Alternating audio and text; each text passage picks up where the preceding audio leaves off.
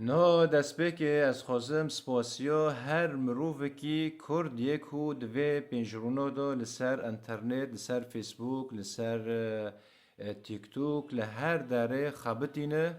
جدل و جان جبو شیخ مسعود و اشرفیه یکو به پینوسه خو یکو به دنگی خو هر کسی کو خبر بلوف دکرن خبره باشیه و خبرین راست بلوف دکرن از پاسی و دکم جبوه کاری کوین پی رابینه ایجار اچاوین و ماش دکم جبوی کاری و لی حوالین هجا براین دلال حوجانو که ام دوی دراقی دو ایری سرکنه خوب بکن دمت تو ایری سرکنه کردان دکه هوا ته دکوه برجواندیه که تو دهله که دشمنی تا بتا شو ببه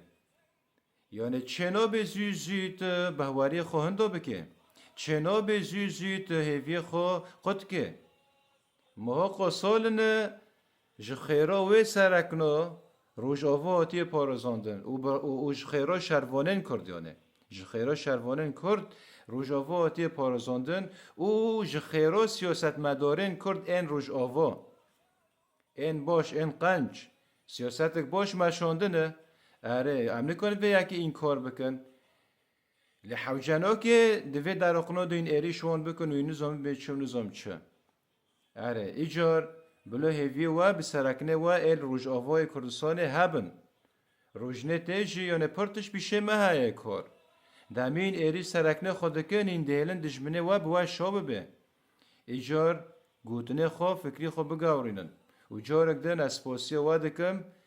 جبو کاری کوین پی رابینه و چارنه در باز بیا